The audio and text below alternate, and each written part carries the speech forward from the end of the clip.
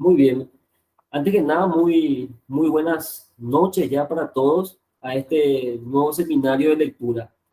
Este es un grupo que ya hemos conformado hace como 3 a 4 meses, cuando empezamos a estudiar el texto sobre Galileo, el caso Galileo, del padre Mariano Artigas, y también hemos estudiado en estos días, en estos meses pasados, el texto del drama del humanismo ateo del padre Henry Lubac. Y hoy vamos a empezar a estudiar un poco el texto de la cuestión del hombre a la cuestión de Dios, de Juan Alfaro, un sacerdote jesuita. Es un texto estrictamente filosófico, por más que hable de Dios, realmente es un texto filosófico porque, como veníamos insistiendo en los encuentros anteriores, habíamos dicho que uno de los temas fundamentales de la filosofía es justamente la cuestión de Dios.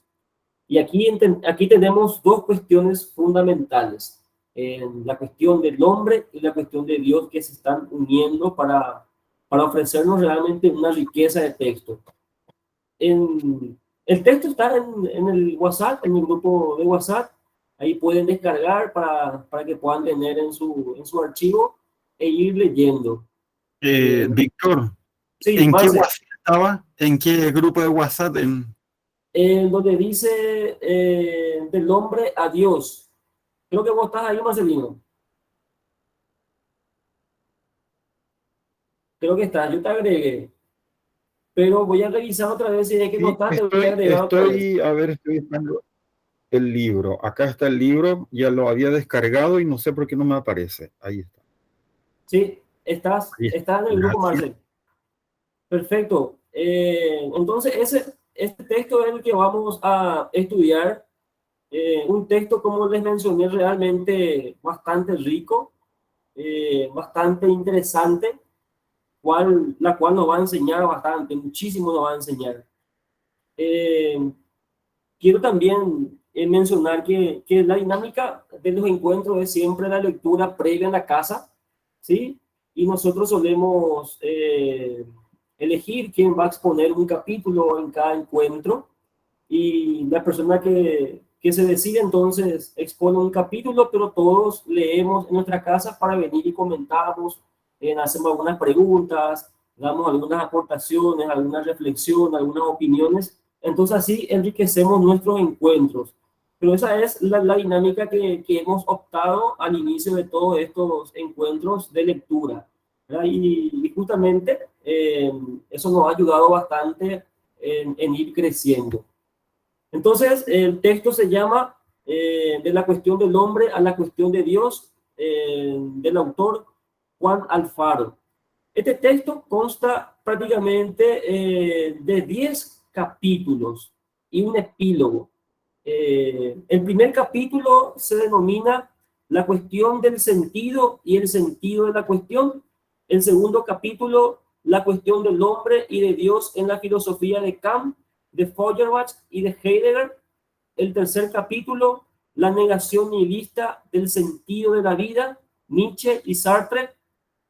El cuarto capítulo, Wittgenstein ante la cuestión del sentido de la vida.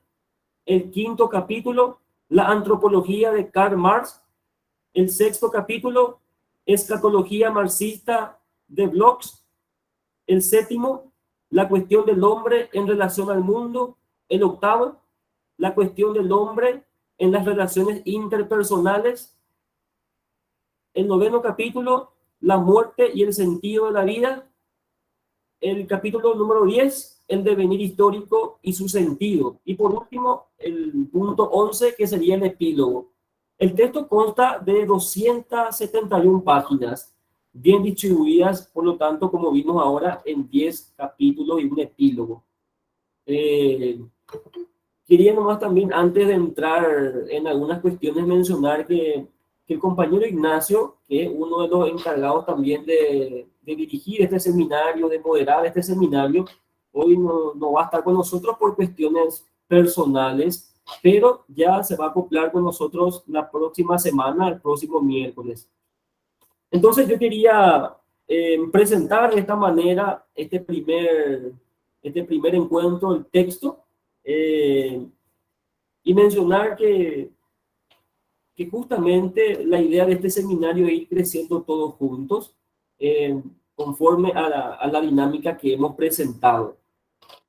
Y en vista de que el compañero Ignacio no está, y como él suele comenzar el primer capítulo, yo voy a comenzar a desarrollar este capítulo, así algunas líneas, algunas ideas, algunas reflexiones que el autor nos presenta.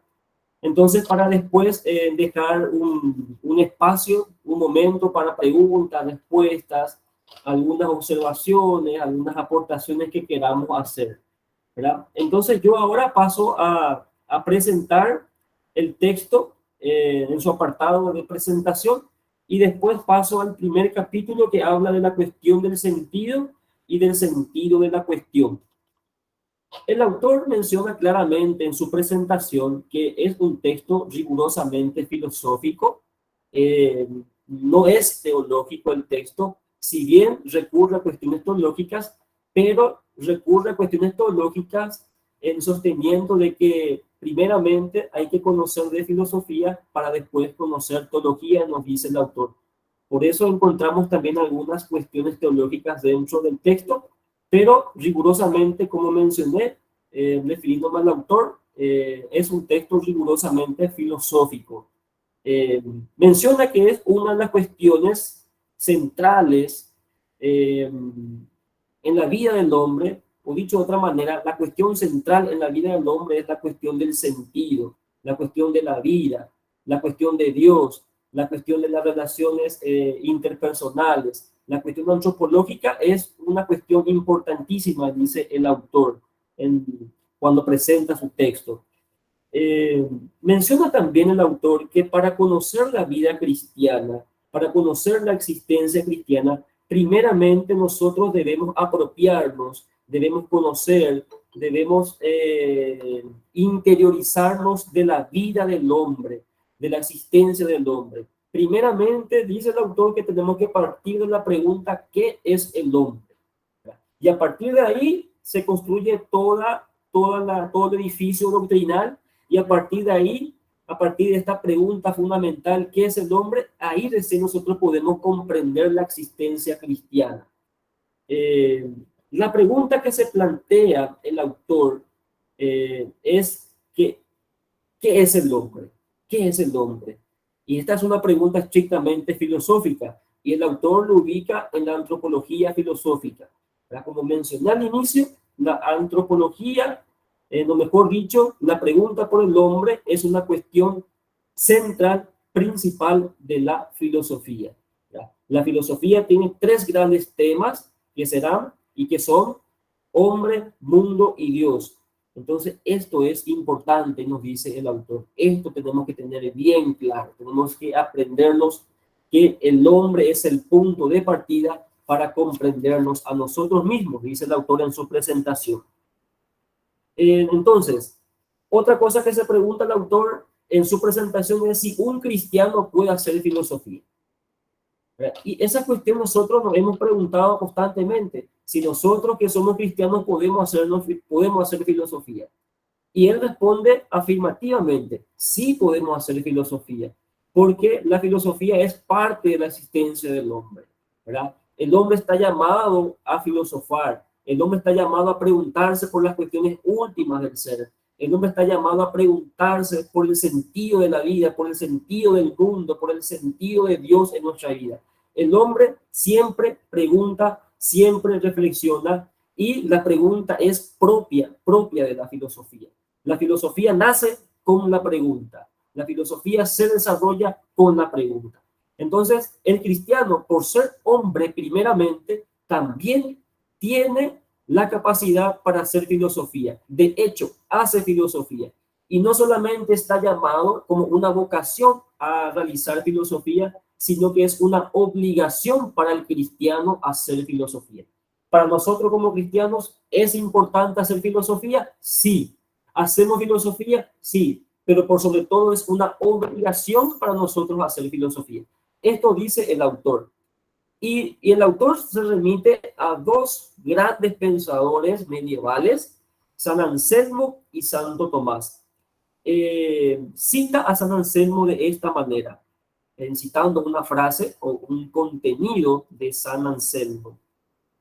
Dice así: la fe va siempre en la búsqueda de la comprensión de sí misma, del por qué creo y por qué creo. Esa es la cuestión de la fide quærens intellectum, nos dice el autor. La fe siempre va en la búsqueda de la comprensión de sí misma, del por qué creo y de por qué creo.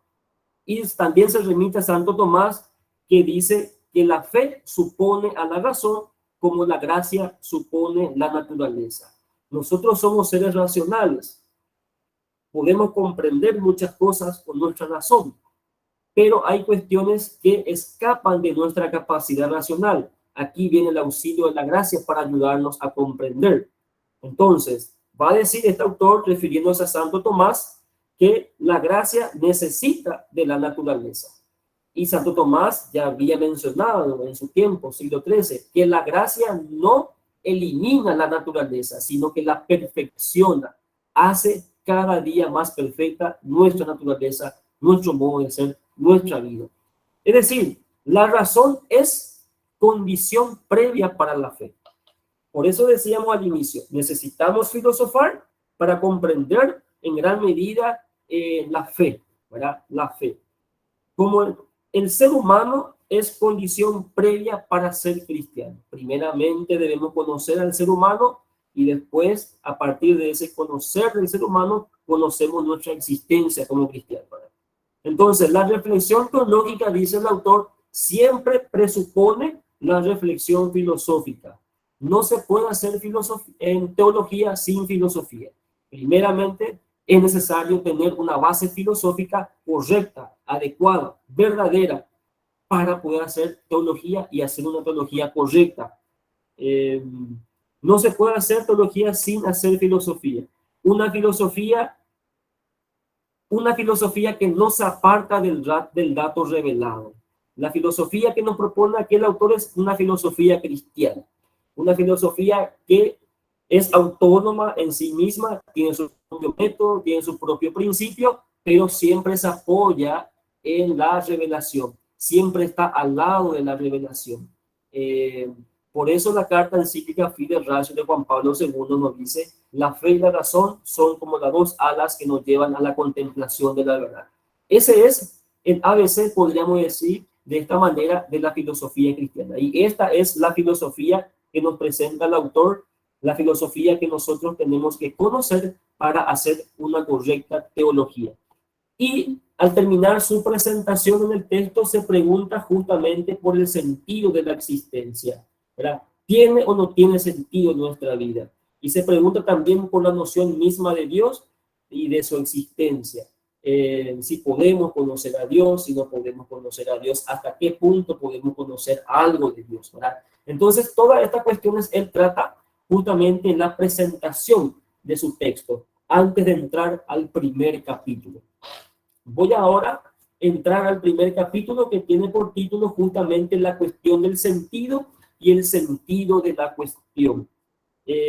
La idea capital, la idea principal de este primer punto, de este primer capítulo, es el proceder con mayor seriedad posible a la reflexión sobre la cuestión del hombre, sobre su ser, sobre su esencia.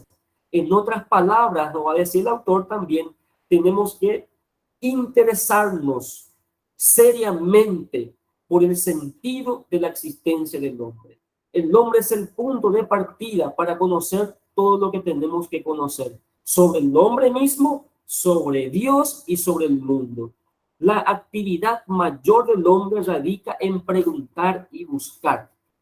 Por eso decíamos que el cristiano también es filósofo, también hace filosofía y está obligado a hacer filosofía porque la actividad del hombre radica en preguntarse, radica en buscar respuestas a esas preguntas, ¿verdad?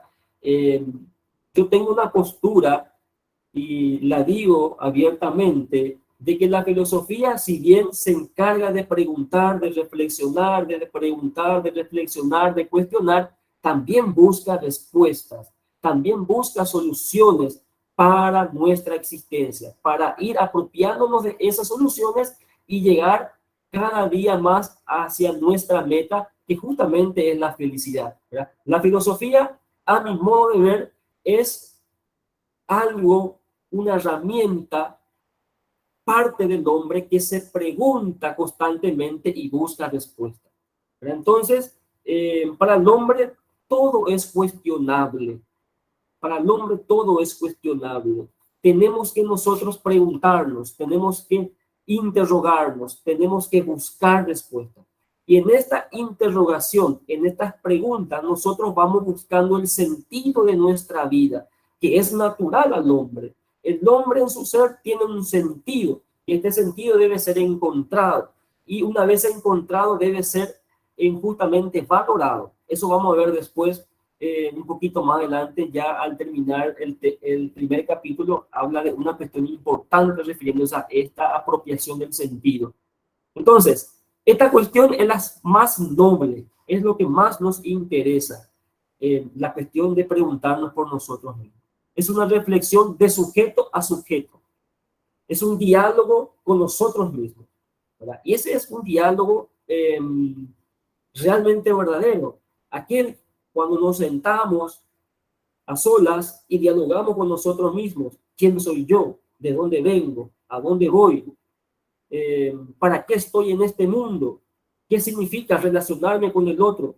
¿Verdad? Entonces, ese diálogo que yo hago conmigo mismo, ese es una reflexión de sujeto a sujeto, de persona a persona, de hombre a hombre, de mi yo con mi yo, podemos decirlo de esa manera.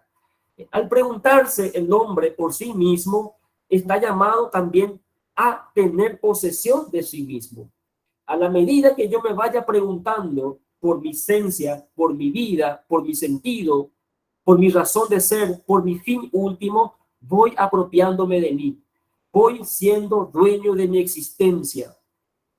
Voy dejando la alienación que tengo en cualquier cosa, en cualquier objeto. Entonces voy dejando esa alienación para ser más dueño de mí. Podríamos utilizar una expresión de Kant: voy siendo mayor de edad, voy arrojándome al conocimiento, y arrojándome al conocimiento me conozco a mí mismo, le conozco a la otra persona, y en este conocimiento de mí mismo, a la par, como diría el autor, voy conociendo a Dios un poco más. Entonces, esta pregunta por el hombre es una llamada a la inteligencia. El hombre con su inteligencia es el que pregunta por el sentido de la vida. No se pregunta mejor dicho, desde sus emociones. Se pregunta desde la razón. Se pregunta desde la inteligencia. Y esta pregunta exige también nuestra libertad. ¿Por qué? Porque también podemos no preguntarnos. También podemos permanecer quietos, apáticos, ante la pregunta por excelencia, la pregunta ¿qué es el hombre? Entonces, la pregunta por el hombre, por el sentido de la existencia del hombre, es una pregunta teórica y es una pregunta práctica. Es una pregunta que me ayuda a elaborar en cuestiones importantes para mi vida, y esas cuestiones importantes para mi vida lo voy transmitiendo en la realidad, lo voy practicando. Entonces, la pregunta por el hombre, la pregunta por el ser del hombre, esa pregunta, ¿qué es el hombre?, es una pregunta autorreflexiva. Voy reflexionando poco a poco, ¿verdad? Voy descubriendo qué soy, quién soy. Entonces, es una autorreflexión, es decir, una toma de conciencia de que mi existencia es insustituible, de que mi existencia es justamente el sentido mismo de la vida, ¿verdad? Entonces nosotros asumimos completamente la existencia de mi identidad. Asumimos la existencia de mi identidad. Esta identidad es intransferible. Esta identidad no se puede alienar. no se debe alienar, debe permanecer en mí porque es parte mío, porque yo soy. Y es que yo soy, no puedo transferirlo a nadie, a ninguna persona, a ninguna cosa. Entonces la reflexión sobre el hombre nace de la limitada existencia que yo tengo y de ese deseo de superación, va a decir este autor. Bien sabemos que nosotros no nos damos la existencia, nosotros no nos damos el ser, nosotros no nos damos la vida, es Dios quien nos da la vida, es Dios quien nos regala como don la vida. Entonces, nuestra vida también es limitada. ¿Por qué es limitada?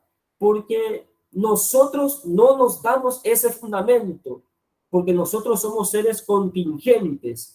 Podemos ser como no ser. Entonces, nuestra existencia es limitada. Va a decir el autor con una frase importante para comprender la magnitud del límite de mi existencia. El momento que nazco, el momento que vengo a la vida, ahí ya empiezo mi camino para la muerte. Entonces también nosotros, siguiendo esta interpretación, somos seres para la muerte. Vamos caminando ahí. Pero bien sabemos como cristianos que somos, que con la muerte no termina todo. Comienza una vida nueva. Bien, pero por lo pronto esto es así. La pregunta por el hombre, por el sentido de la existencia humana, nace de la conciencia que tengo de que mi existencia es limitada y que mi deseo de superación es constante. Por eso estudiamos, por eso trabajamos, ¿verdad? Por eso convivimos con el otro, porque queremos ir superándonos cada momento. Decía mi maestro Mario Ramos Reyes que el ser humano es perfectible, va buscando mejorar su vida cada momento, cada instante, cada segundo, ¿verdad? Siempre reflexionando, ¿verdad? Teniendo una autoconciencia, preguntándome quién soy yo, ¿verdad? El hombre se hace a sí mismo logrando metas, dice el autor. La vida es un abanico de posibilidades, diría el profesor, el maestro Adriano Iralaburgo, ¿verdad? Y en esa vida que es posibilidad, entonces tenemos que apropiarnos de aquellas posibilidades que me van a ayudar a crecer como persona, que me va a ayudar a prepararme, a superarme y a realizarme íntegramente, ¿verdad? La vida la hacemos también nosotros, con nuestra libertad, con nuestra razón, con nuestra voluntad, haciendo la justicia, haciendo el bien, evitando el mal. Entonces, hay dos realidades vitales que tenemos que comprender. No existo desde siempre, ni voy a existir para siempre. No existo desde siempre porque Dios me da la existencia. Y no voy a existir para siempre porque voy a morir. Soy creado y estoy hecho para la muerte. Esa es la primera certeza que nosotros tenemos que tener, que somos creados y que estamos hechos para la muerte. Nuestra existencia es limitada. La vida humana es contingente. No tiene su fundamento en sí misma, sino en otro ser. Esto es fundamental. Nuestra vida no tiene su fundamento en sí misma, sino en otro ser. Dicho de otra manera, Dios da el fundamento a nuestra vida. Ahí está, en Dios nuestro fundamento. Nosotros no nos damos el ser, se nos regala en el acto mismo de la creación. El hombre nos lleva en sí mismo el fundamento de su ser. Desde que cada hombre comienza a vivir, comienza también a morir, menciona el autor. Comienza a acercarse al término de su vida, la muerte, porque su vida está inexorablemente destinada a acabarse en la muerte, dice el autor. La muerte pone en cuestión el sentido de la vida. La muerte pone en cuestión el sentido de la vida. Nosotros nos preguntamos entonces, ¿qué sentido tiene trabajar si yo nazco después para morir? ¿Qué sentido tiene estudiar si yo estoy hecho para la muerte? Pero bueno, son preguntas que tenemos que hacernos.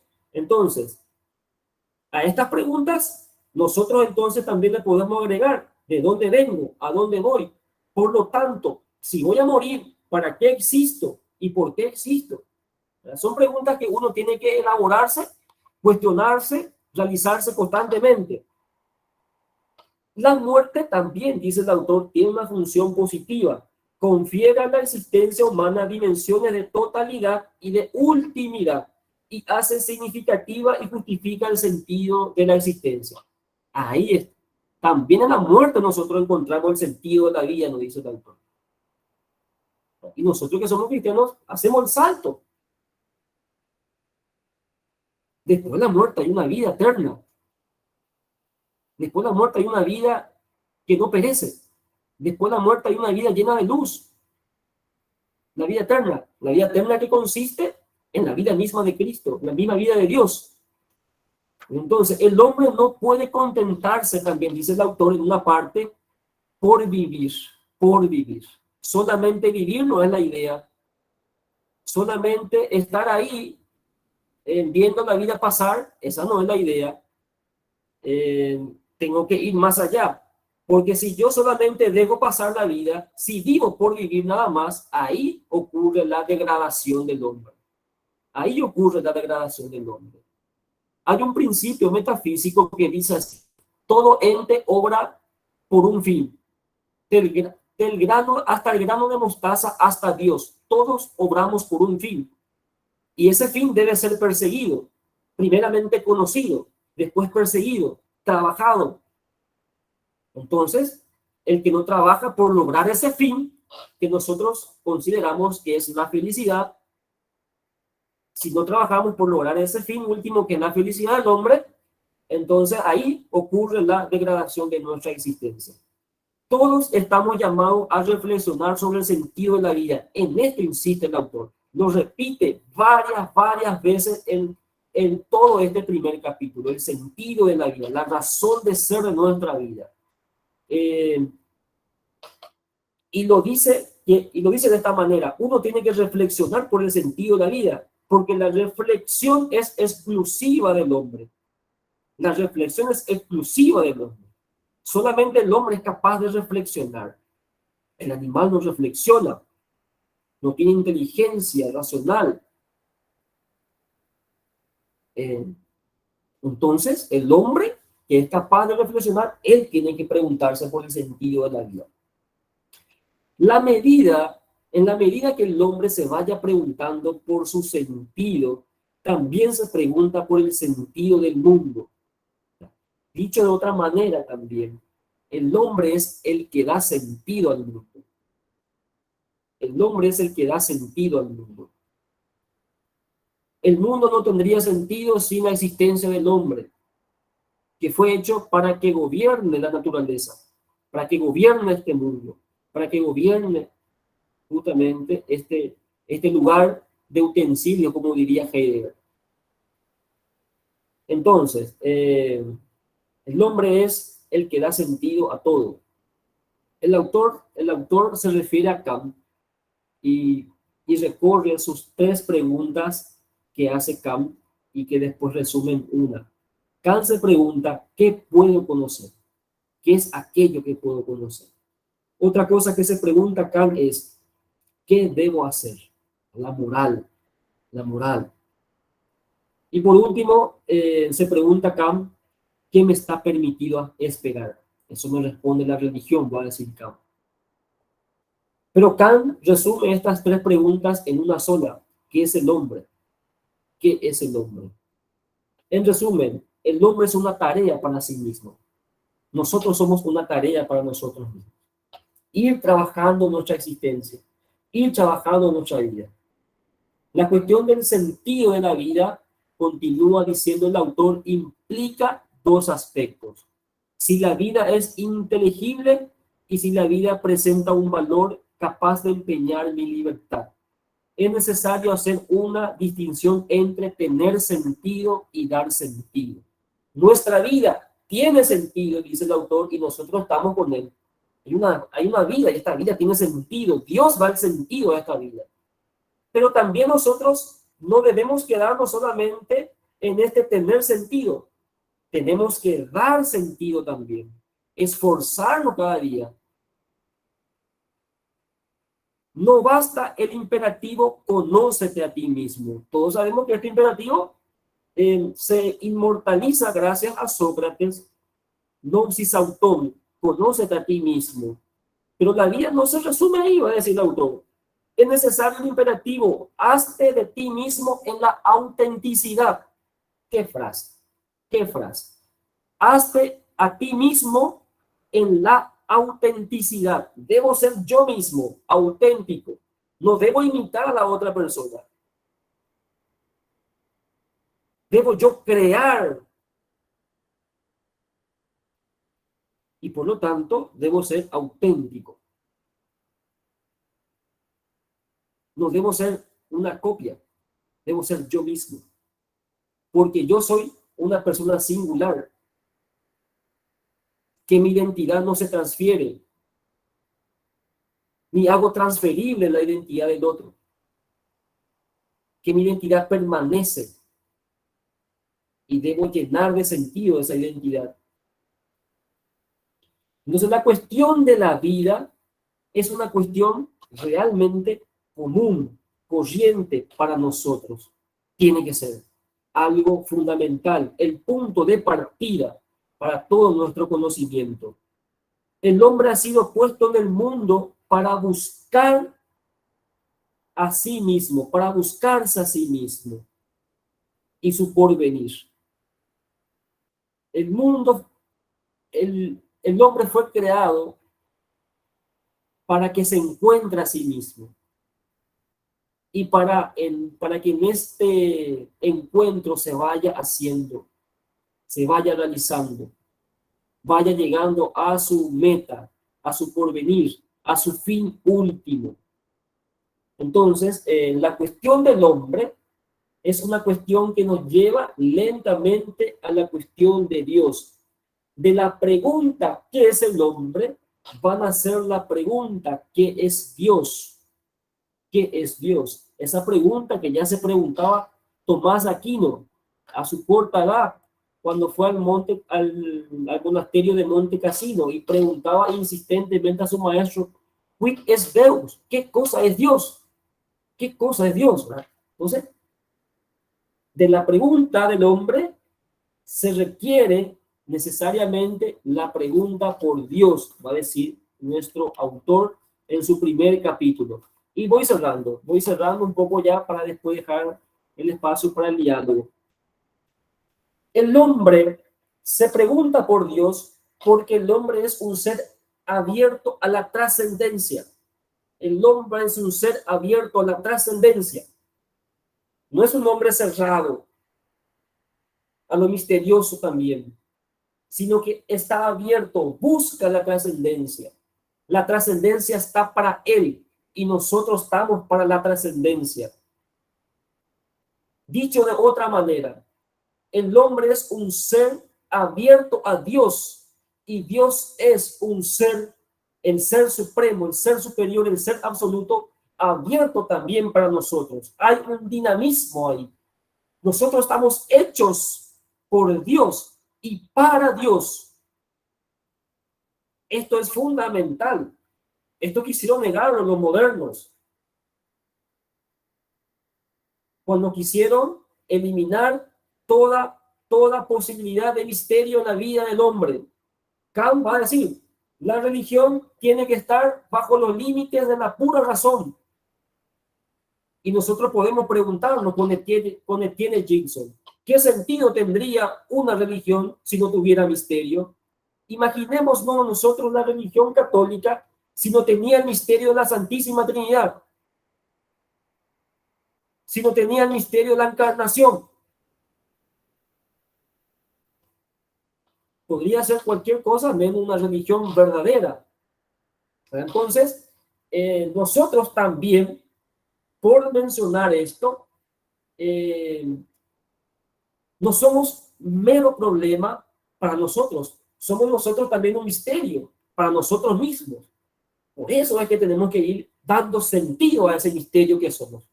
Buscar ese sentido al misterio que somos. Entonces, nosotros estamos abiertos a la trascendencia, abiertos a lo misterioso, abiertos a Dios en última instancia. Y Dios está ahí también para nosotros.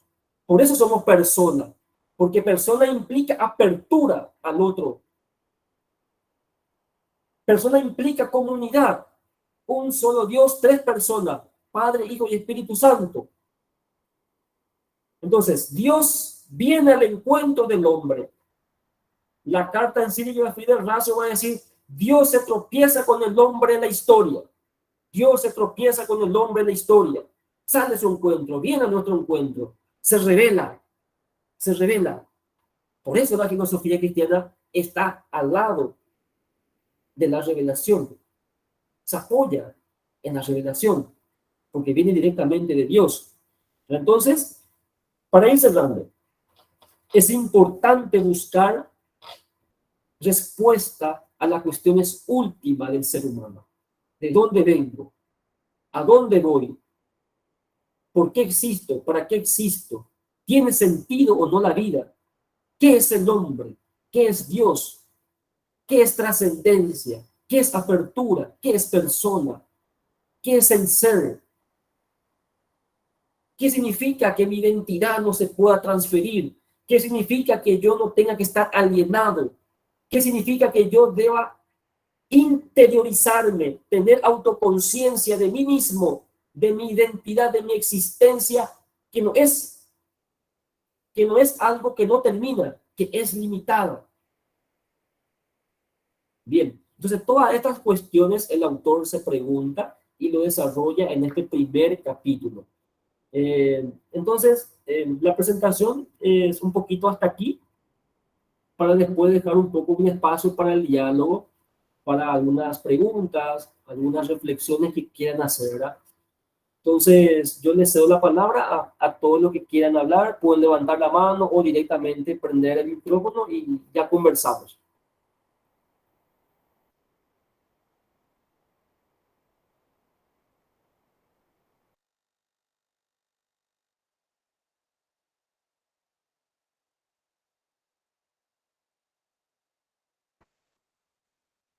Edgar, ¿estás ahí, Edgar?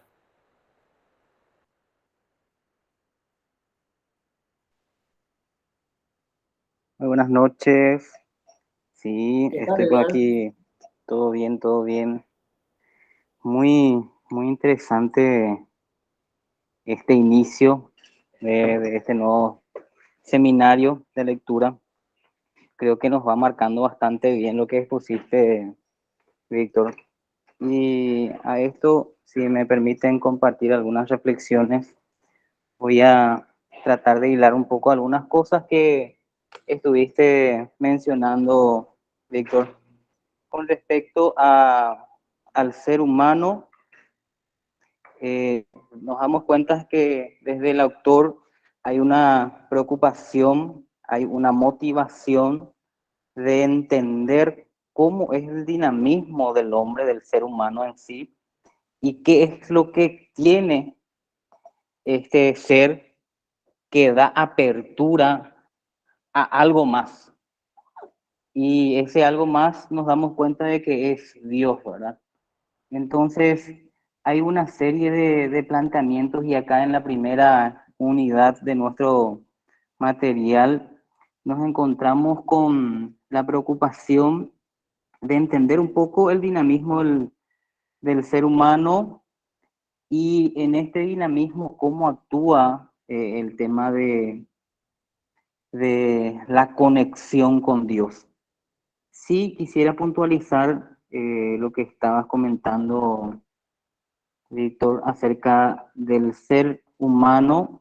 Es un ser que está hecho de repente, así como Heidegger menciona, que no vamos a poder interpretarlo desde esa visión de Heidegger, ¿verdad? El ser humano está hecho para la muerte. Desde que nace está totalmente maduro como para morir, ¿verdad?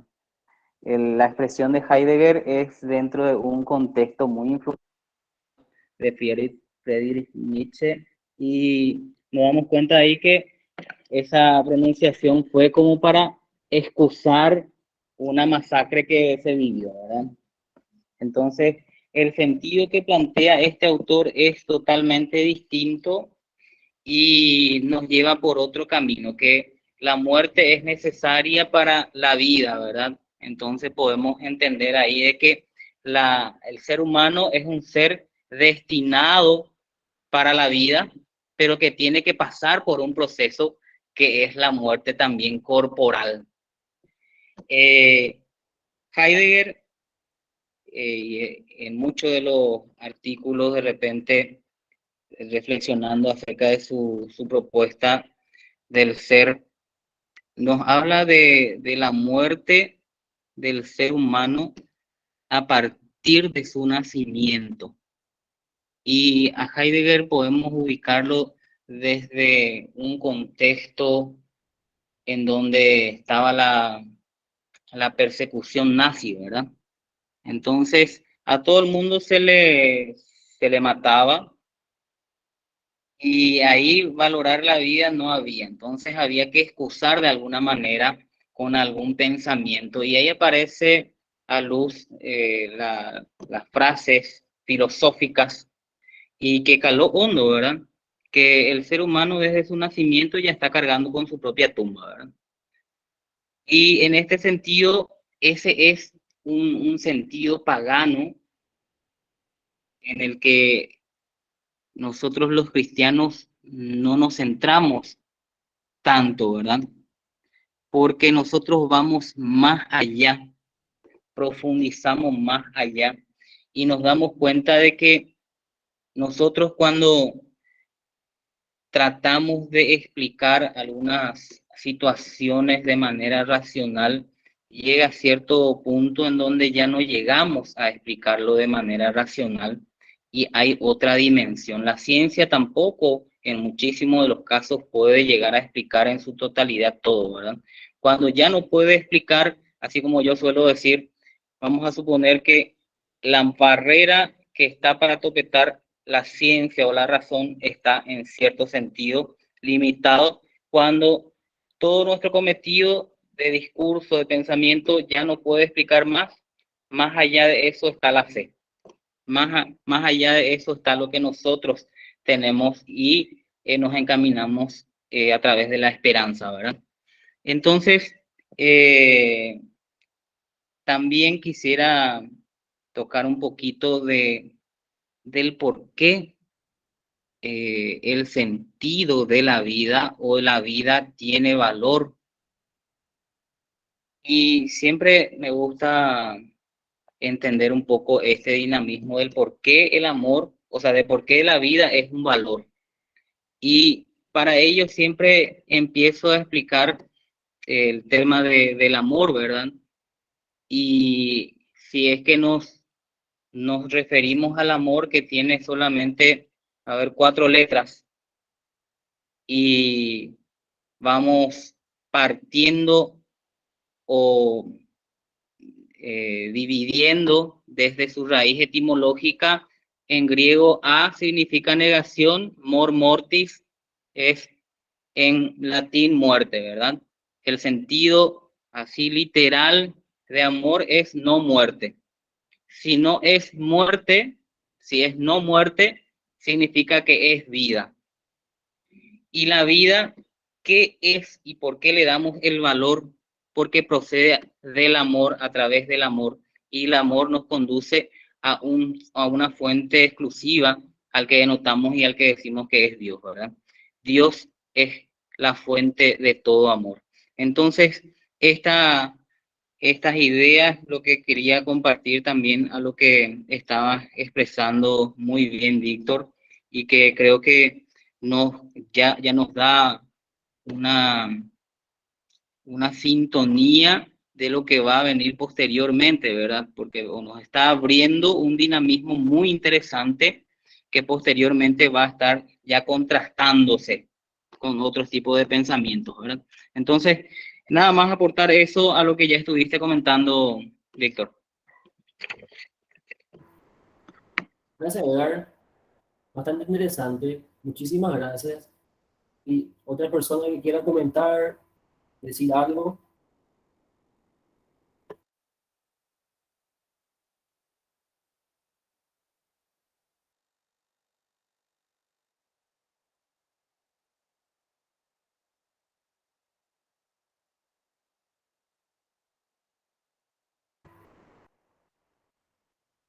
Marcelino,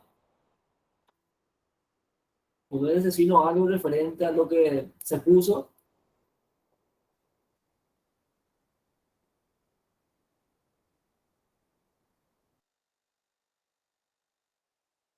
Ahí va.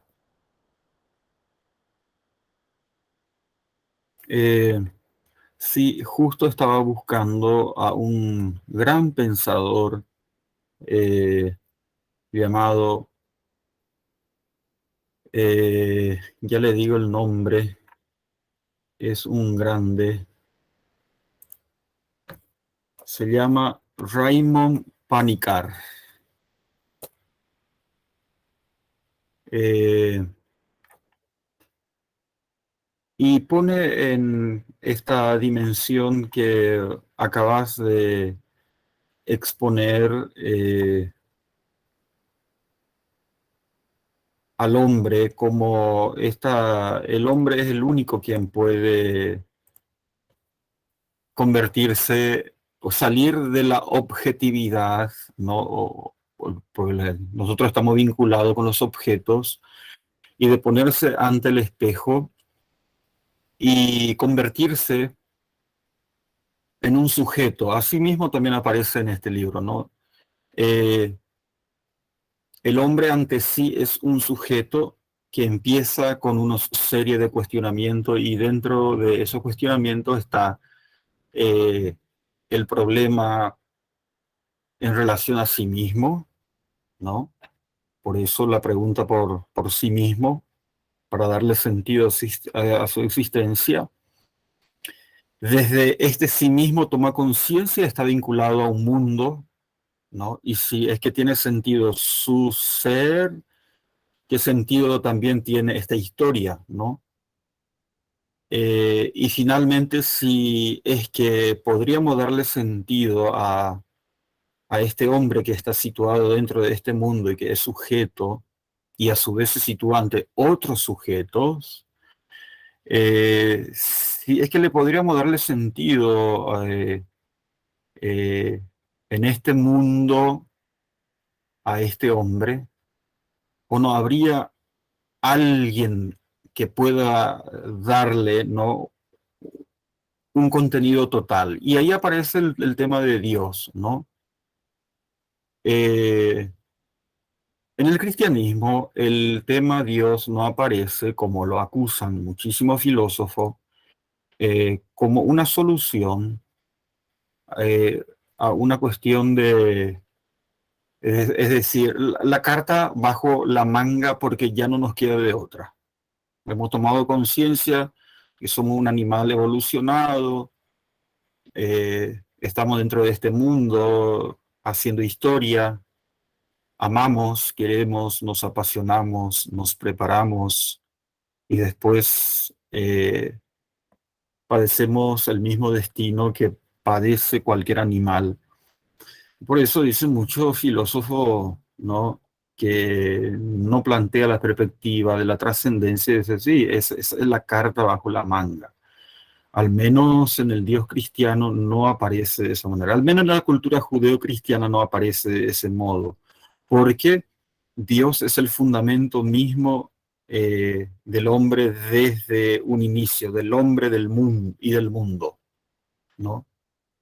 Eh, entonces, esto van a ser cuestiones que no puede estar ausente, ¿no?, de la reflexión.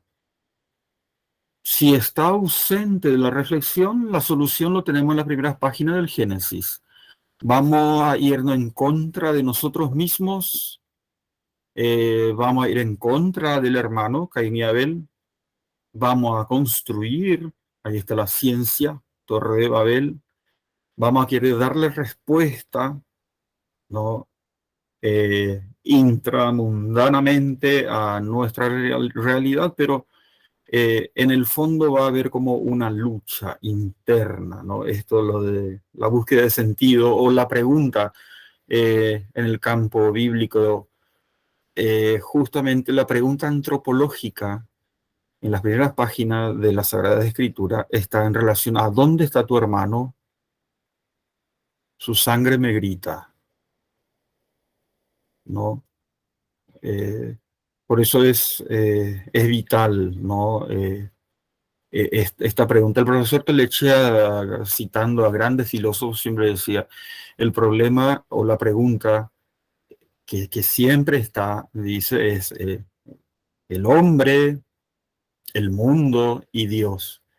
Y la modernidad esta quiere borrar a Dios, ¿no?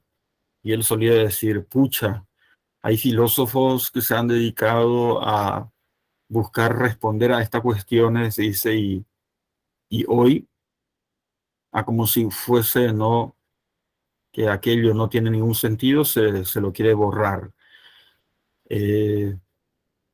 Benedicto XVI dice, cuando se le borra a Dios en última instancia, se le borrará también al mismo hombre. Entiéndase, varón y mujer.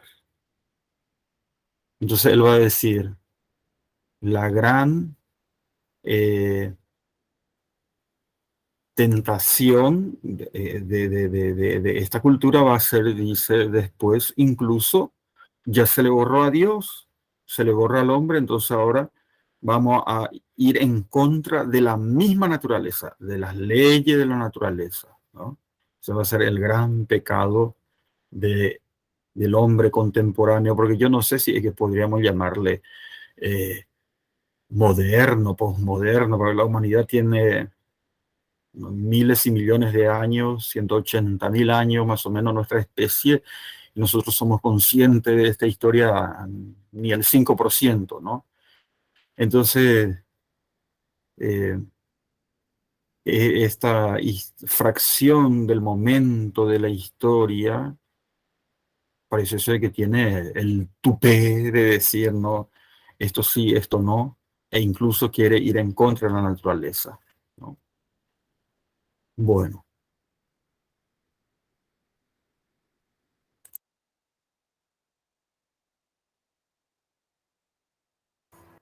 Gracias, Marce.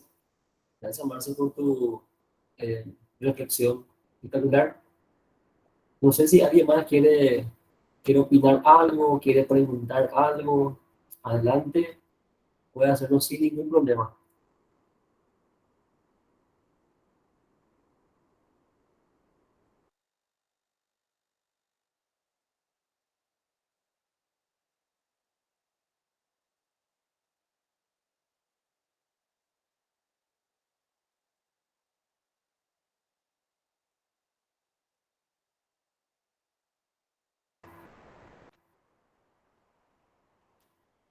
Lo que yo rescato, Marce, de esta cuestión del sentido del hombre, justamente es la cuestión de la autenticidad que uno encuentra en esa búsqueda de su ser, en esa búsqueda de su sentido. El hombre está llamado a ser auténtico, ¿verdad? El hombre está llamado justamente a tener una vida digna, en la autenticidad, ¿verdad? En esa, como mencioné hace rato, intransferencia de su ser, de su identidad, ¿verdad? Y el hombre de hoy, el hombre de hoy vive un vacío existencial, va a decir Víctor Frank. Entonces, hay que buscar la causa de ese vacío existencial que vive el hombre hoy día. Y son varias las causas.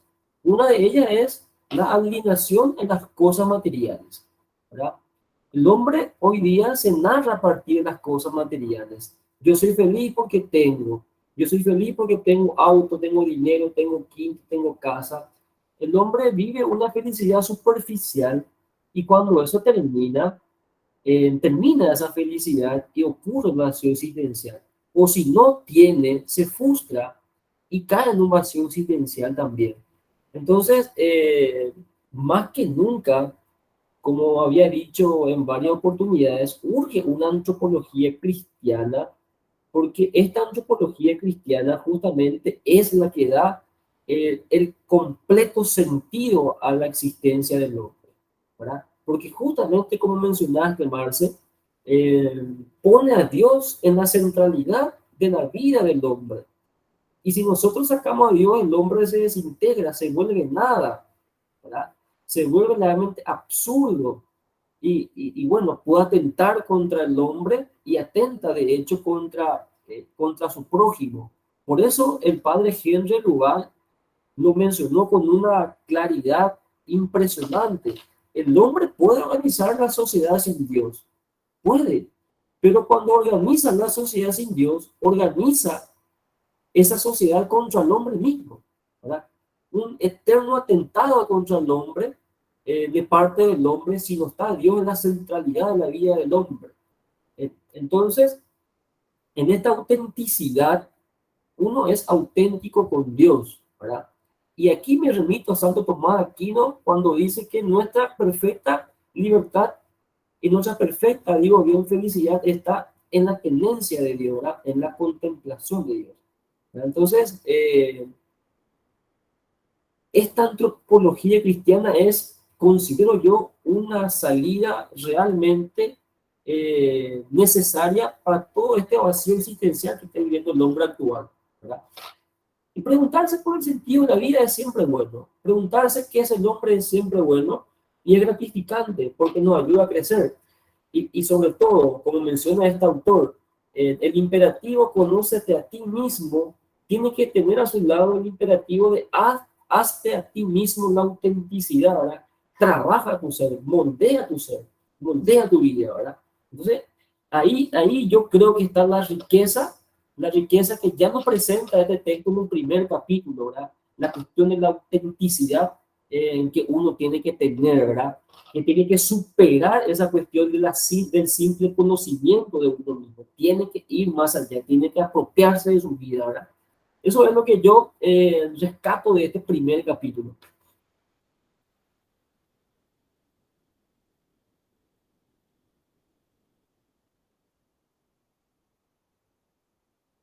No sé si alguien más quiere opinar algo, alguna pregunta, algo que le llamó la atención, que quiere preguntar. Perla, adelante. Sí, realmente es cierto, es importante un poquito analizar, pensar de dónde venimos, dónde nos vamos. Muchas veces estamos ajetreados y no sabemos de dónde venimos y dónde nos vamos. Por muchas circunstancias que se nos presenta día a día, como estuviste mencionando. El ser humano fue creado con un propósito por el cual fue justamente la intención de Dios fue crear ese vacío dentro de nosotros para ser llenado con Él, con una relación con Él. Pero, ¿qué pasa? Los queremos llenar con cosas materiales, con riqueza, vicio, como estuviste mencionando. Y la clase estuvo muy buena y realmente me ayudó mucho a aprender y a seguir pensando, analizando de dónde venimos y a dónde nos vamos. Y incentivar a otros también a que sigan reflexionando. Eso quería agregar.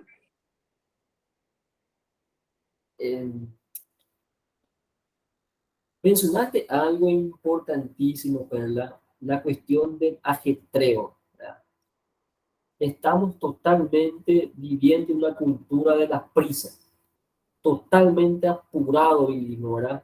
Y en esta prisa, en este ajetreo radical, no tenemos tiempo para preguntarnos. Entonces nosotros tenemos que hacerlo de tiempo. Lo que decía siempre uno de nuestros grandes maestros en filosofía, el profesor Brum, mencionaba él que hacerse es una cuestión vital. Y sobre todo cuando nos explicaba él la cuestión de la minoría y la mayoría de edad en Kant, siempre nos insistía, es difícil ser mayor de edad, ¿verdad? Es difícil tener las propias decisiones, es difícil crearse, por decirlo de esta manera, porque es cómodo estar en la minoría de edad, donde todo se nos sirve, donde ya nos servimos de lo que ya tenemos, lo que no se nos da ahora. Entonces cuesta ser mayor de edad. Entonces cuesta en esta cultura de la rapidez, del ajetreo, cuesta justamente detenernos y pensar nuestra vida, ¿verdad? Eso es lo que dijiste, Pedro, ¿verdad? Nuestra misión hoy día es pensar. Entonces, el profesor Bloom siempre insiste en una cuestión, ¿verdad? Una filosofía de la lentitud, ¿verdad? Tenemos que buscar un momento dado en la existencia, en nuestra vida, para reflexionar. Porque una vida sin reflexionar es una vida que se degrada, una vida que está por estar, ¿verdad? Y ese es el peligro, y de hecho que muchos estamos en esta cuestión, ¿verdad? Entonces, procurar superar esta cuestión de la prisa que hoy se presenta como una norma y nadie advierte. Pareciera que es normal, ¿verdad? O sea, esto que es anormal, la prisa es algo anormal, se volvió tan normal como una segunda naturaleza nuestra. Entonces, cuesta. Cuando algo se vuelve como una naturaleza nuestra, cuesta. Muchísimas gracias, Perla. Era muy buena esas observaciones que mencionaste. Excelente. Yo quería hacer un comentario. Todo aquel que cree en la trascendencia vence a la muerte, ¿verdad? Y Cristo venció a la muerte. Hay una expresión, ¿verdad?, que siempre repetimos. Pero quiere decir de que Cristo, porque cree en la trascendencia, es lo que venció a la muerte, ¿verdad? O sea, antes de la venida de Cristo, el hombre que creía en la trascendencia ya también vencía a la muerte. Esa parte no me queda muy claro.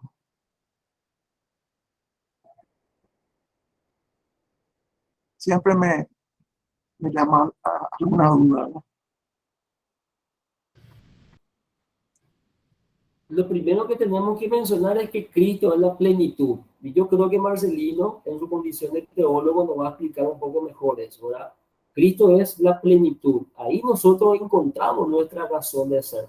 Y por supuesto, aquel que está en Dios, ¿verdad?, que se apoya en la trascendencia de Dios, ¿verdad?, que se apoya en la vida misma de Dios, es la que vence o el que vence la muerte, ¿verdad? Por eso mencioné en un momento dado en la exposición que para nosotros, los cristianos, la muerte no es la última palabra. La muerte no es la última palabra. Hay algo después de la muerte, y ese algo es una vida, ¿verdad? Y una vida eterna que es al lado de Cristo, ¿verdad? Pero para eso también nosotros tenemos que trabajar, ¿verdad? Para poder lograr también esa vida eterna, con la ayuda de la gracia, por supuesto, ¿verdad? No sé si es correcta la expresión, pero uno no se salva por su propio mérito, ¿verdad? Creo que así es, Marcelino, ¿verdad? Es Cristo quien nos salva, pero también nosotros trabajamos para mantener esa gracia, ¿verdad? Entonces, en ese sentido, yo te respondería un poquitito, Manuel, y yo creo que Marcelino nos puede un poco mejor ilustrar este aspecto. Manuel, ¿podrías repetir tu pregunta? Porque estuve todo el día de reunión y... Sí, cómo no. El hombre en el Antiguo Testamento, el hombre que creía en Dios, creía en la trascendencia, también vencía la muerte, ¿verdad? Porque no terminaba todo en esta vida, sino él se proyectaba para otra vida. Ahora, siempre estamos teniendo a Cristo como lo máximo, el culmen de la salvación, ¿verdad? Y por eso que decimos la expresión, Cristo venció a la muerte, ¿verdad? Bueno, sí. Eso sería, ¿verdad? O sea, en el Antiguo Testamento, o inclusive antes, ¿verdad?, un creyente que no sea, o sea, antes de la venida de Cristo, si él estaba creyendo en una vida posterior, en una trascendencia, él vamos a decir, vencía la muerte material porque tenía otra vida espiritual. pero Cristo lo que vino a hacer es entonces a confirmarnos eso, esa parte es lo que Ujú. no estoy entendiendo muy bien. Sí. En el dato de la revelación, y después vamos a ir un poco al credo, si me hacen acordar, eh, en primer momento, el tema del dato de la revelación aparece en la revelación y está en consonancia lo que es la antigua alianza y la nueva alianza.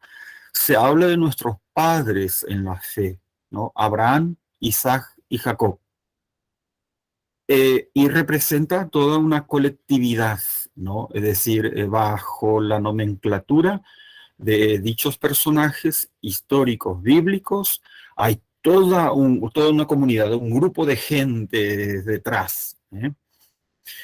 Ellos, nuestros padres en la fe, esperaron la plenitud de la revelación, porque ellos tienen una conciencia de que Dios va a enviar al Mesías. Y el Mesías es Jesucristo, la segunda persona de la Santísima Trinidad, hablando de esto desde la perspectiva dogmática, ¿no? Eh, que tiene las dos operaciones, la humana, o la divina y humana. Primero hay que poner la divina y humana. Sin mezcla, dice, ¿no? El dogma dice sin mezcla, ¿no? Eh, bueno, entonces Cristo cuando entra en esta historia asume toda la historia del pueblo de Dios, ¿eh? Toda esa historia del pueblo de Dios. Y en ese pueblo de Dios, también bajo la denominación de Adán y Eva, que representa a la humanidad entera, padre de toda la humanidad, dice, ¿no? Se registra que hay un corte, el hombre corta relación con Dios. Entonces, Adán, al cortar relación con Dios, exige una historia paralela y prácticamente sin Dios. Y de vez en cuando, ¿no? El pueblo evocaba a Dios, pero la infidelidad era tan grande, entonces como para poder subsanar el tema de la infidelidad, Dios le fue dando leyes, ¿no? Y esas leyes tendrían que ir como cumpliendo para que Dios les sea favorable, ¿no? Pero ¿qué pasó? Las leyes se iban multiplicando hasta llegar a 613, creo. Entonces Pablo va a decir, pero esto es imposible que nosotros, nuestra culpa, la culpa de nuestros padres, lo clausuremos, porque hay demasiada ley. Entonces Cristo, Jesús, es el que clausura esas leyes, nos justifica a nosotros, y al morir Él va y justifica a toda esta historia. Adán, Adán y Eva, a Isaac, Abraham, Isaac y Jacob. Detrás de eso se representa toda una colectividad, ¿no? Entonces dice, el antiguo Adán, quien había roto la alianza, ahora el nuevo Adán reestablece esa nueva o esa alianza. Bueno, y en el credo aparece esto, y quizás por ahí un poco se responde lo que estás diciendo. En el credo aparece esto y dice, bajó en los lugares inferiores, no en el infierno, porque Jesús no puede ir al infierno, no sé por qué está en el credo, a los lugares inferiores, es decir, en el lugar de los muertos, en el lugar en donde se esperaba esos justos hijos de Dios esperaba. Entonces Jesús bajó allí.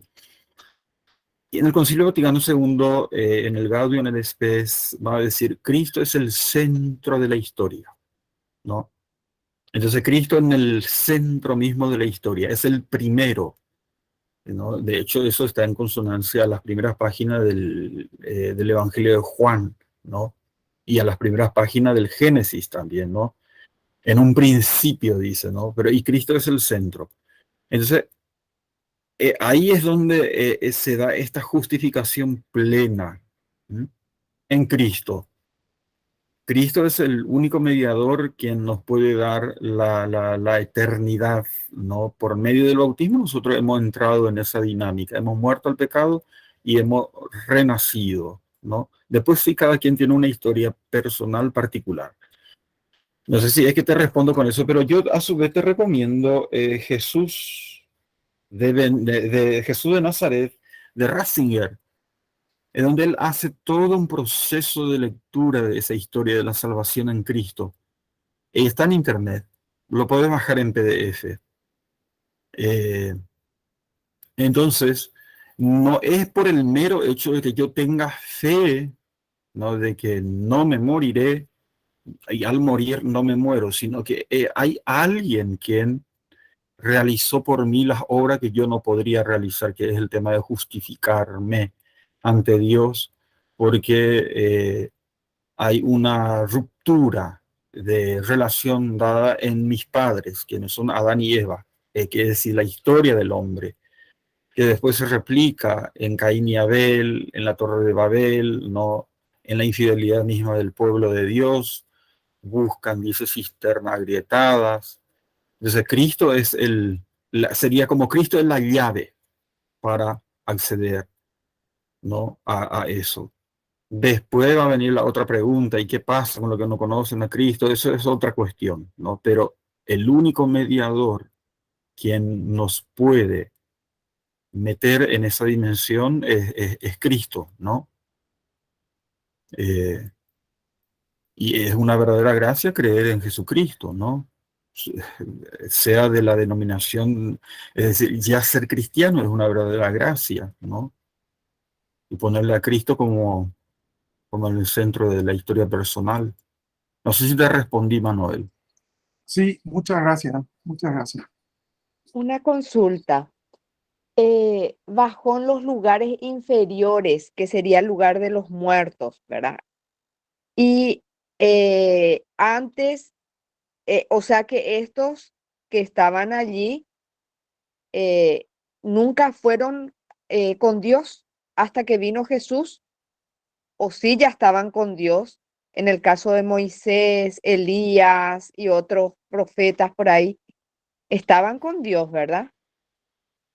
La comprensión dogmática o el dogma, que es el credo, ¿no? Y la reflexión teológica dice, Cristo es el primero, y eso está en la Biblia mismo, ¿no? En la reflexión paulina, en la reflexión de los cartas a los hebreos, Cristo es el primero quien entra y nuevamente ve la cara del Padre. Y Él es el que justifica, entonces eh, detrás de Él viene, hay una reflexión así más bien de índole de la Iglesia Reformada, dice, vale para nuestra reflexión, dice, tal es la ofensa que el hombre ha hecho con Dios, ¿no? Esto de cortar relación con Dios, de que el hombre por sí mismo, porque esto hay que ponerlo en una categoría así como en la Edad Media, ¿no? Se dice que cuando un súbdito, yo soy un súbdito, si ofendo a un rey, yo voy a necesitar para poder justificarme frente a ese rey, tiene que abogar por mí otro rey. No puede ser que un súbdito como yo, un campesino, ¿no? Quien ofendió a un rey, no se puede, o sea que no puede justificarse. Me tiene que justificar otro rey. Del mismo modo también, ¿no? Podríamos usar este ejemplo limitado. Frente a Dios, solamente otro Dios me puede justificar. No es que existan dos dioses, sino es una única persona, ¿no? Eh, entonces el hijo va y se presenta ante el Padre. Y detrás del Padre aparece Adán, Eva, Abraham, Isaac, Jacob y todos aquellos que no esperaban. ¿Y qué ve ahora el Padre? El Padre ahora ve el rostro del Hijo, ¿no? Por eso dice en el Evangelio cuando Jesús se bautiza, este es mi Hijo muy amado, escúchenlo. Y ahí es donde a nosotros ya no constituye otra vez en hijo, restablece. El cielo estaba roto, dice, se rompió, el cielo estaba cerrado, blindado. Y dice, el cielo se abrió bajo una paloma y se escuchó una voz, este es mi hijo muy amado, escúchenlo. Y desde ahí nos va haciendo poco a poco a nosotros, nos devuelve otra vez la categoría de hijos e hijas. Entonces, ellos estaban esperando, no puede entrar nadie sin que haya entrado el hijo, después de que Adán y Eva hayan decidido libremente, el hombre libremente decide vivir sin Dios, ¿no? Entonces ahora para poder justificar esta ruptura tiene que venir el Hijo y vino y hizo esa obra por nosotros y nos justificó, ¿no? Y ahí podemos meter después la revelación en relación a lo que las obras, por ejemplo, para el caso de Santiago. Santiago dice, si decís que tenés fe, mostrarme con tu obra, ¿no? Y Pablo va a decir, si es que tenés obra, ¿no? A ver si es que tu obra es sostenida por la fe. Entonces dice, por la fe somos justificados en Cristo, dice Pablo, ¿no? Y dice a Santiago, sí, y por las obras animadas por la fe estamos manifestando de que en verdad nosotros creemos en este Dios que nos justificó, ¿no? No sé si se entiende un poco. Ya se nos cayó algunos, parece que se nos fue. Sí, por la hora tal vez. Sí, Sí, entiendo. O sea que estarían como lo que sería el limbo, ¿verdad? no, Está el el, limbo el limbo tampoco ya existe. Benedicto XVI sacó eso porque genera confusión. Sería, antes, sería como una antes de Jesús, especie, sí. Es estaban a decir, la espera. estaban en la espera, no podían pasar antes, entonces estaban en los lugares inferiores, estaban ahí esperando hasta que vino Cristo, bajó ahí y después fue al Padre y detrás de él ya iban, ¿no? Estos justos y ahí donde ellos entran, ¿no? Eh, Otra vez en esa comunión plena y en relación total con el Padre, ¿no? Un poco Ya, por ahí, sí. Y esa es nuestra esperanza, es decir, hoy en día se habla de esto, para que más o menos se entienda. Existen dos categorías teológicas donde se estudia el destino último del hombre en la teología, o al cielo o al infierno, pero hay un estadio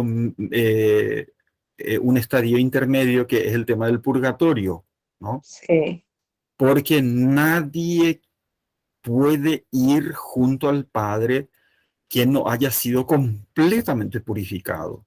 así mismo. Dios es antitético, se dice en categoría filosófica, al pecado, ¿no? Entonces, en el lugar en donde se dice el purgatorio, eso está en el Antiguo Testamento, por nada que digan alguno que no está, está.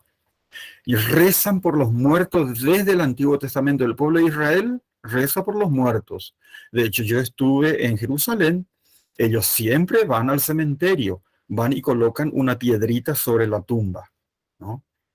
Y ahí hacen sus oraciones por los muertos, ¿no? Ya, gracias. De nada, gracias a vos por tu pregunta. Excelente, Marcelino, excelente. Más claro, yo creo que va a ser difícil. Bien, ya son las 9. Yo creo que si no hay otra pregunta, podemos ir cerrando ya este primer encuentro. Eh, bueno, vamos a organizarnos para la próxima semana. La próxima semana nos volvemos a juntar miércoles, nuestro día de encuentro, como siempre, y nos va a tocar ya desarrollar el segundo capítulo, Nombre y de Dios en la filosofía de Kant, de Feuerbach y de Martin Heidegger. Yo no sé si alguien quiere exponer este segundo capítulo.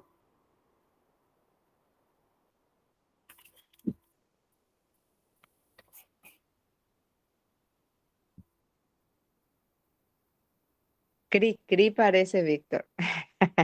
¿Cómo? Cri. Ah, cri, cri, sí. No sé, Edgar, Edgar, no sé si se anima Edgar, Marcelino, no sé si tiene tiempo Marcelino, ¿verdad? Manuel, estás vos, señora Leonidas. Está No, yo no Guillermo, tengo tiempo. está Voy a Guillermo, creo que estar de Guillermo, oyente nomás. entiendo. Creo que Guillermo nos acompaña desde Colombia. ¿Es así, Guillermo? Sí, señor, acá es de Colombia, de Bogotá. Qué bueno. Un gusto, la verdad, para nosotros. Qué lindo, a mí me encanta la tonada de Colombia. Sí, realmente, qué bueno Sí, sí, que haya de diferentes partes del país e inclusive fuera del del país. mundo. Guillermo, ¿y usted no se Sí. anima? No, señor, no, para el próximo miércoles no. Veríamos después, pero para el próximo miércoles no, me queda un poco difícil. Ok, Ejé. ok. Edgar,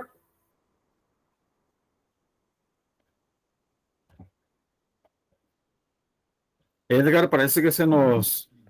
Sí, sin problema. sin problema, dice Edgar, ¿verdad? Entonces dejamos entonces así con Edgar para la próxima semana, que nos va a hablar sobre la cuestión del hombre y de Dios en la filosofía de Kant, de Feuerbach y de Heidegger, ¿verdad? Y también ya va a estar con nosotros el compañero Ignacio Núñez.